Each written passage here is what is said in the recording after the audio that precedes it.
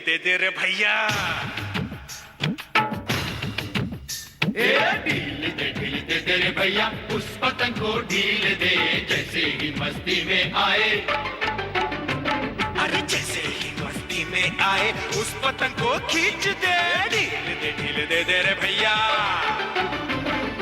तेज तेज तेज है मांझा अपना तेज है, तेज तेज तेज है मांझा अपना तेज है। उंगली कट सकती है बापू हो, उंगली कट सकती है बापू, तो पतंग क्या चीज है रे। ढील दे दे रे भैया।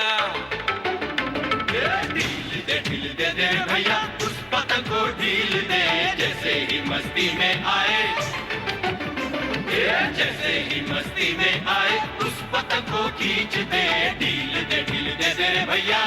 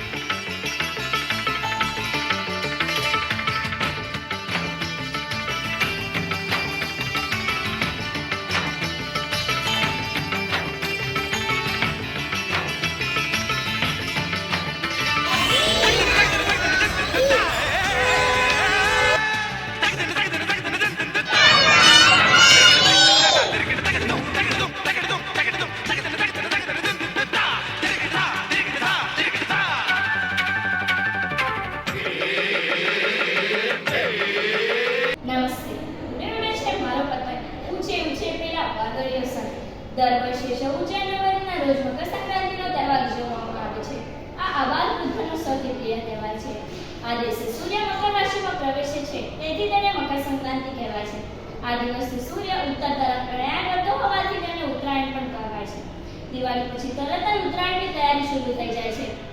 પતંગો બનાવી દોરી રાખવાની પ્રવૃત્તિથી શહેરો ધમધમી ઉઠે છે.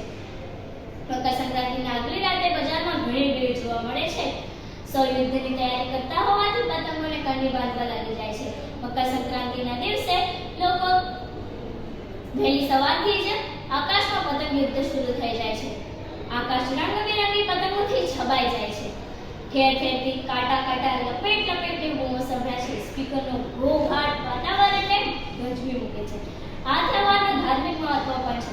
આ દિવસે લોકો ગાયોને બાજરીની ઘૂંઘરી અને ઘાસ ખવડાવે છે. લોકો તલના લાડવામાં સિક્કાપુરી દાનમાં આપે છે. તે ગુપ્તદાનની મહિમા દર્શાવે છે. આ દિવસે લોકો શેરડી, ગોળ અને તલ સાંકળી ખાય છે. કેટલાક લોકોને તો પતંગ ચગાવવા કરતાં પતંગ લૂંટવામાં ઘણો રસ પડે છે. પતંગ લૂંટતા સમયે કેટલાક લોકો ધાબા પરથી નીચે પડી જાય છે કે વાહનો સાથે અથડાઈ જાય છે. તેથી આપણે પતંગ સાવધાનીથી ચગાવવી જોઈએ. કેટલાક લોકો તો રાતે ટુક્કર ચગાવે છે. આ ઉત્તરાયણના બીજા દિવસે વાસી ઉત્તરાયણ પણ મનાવવામાં આવે છે. મકર સંક્રાંતિ આપ સૌનો પ્રિય તહેવાર છે. અસ્તુ.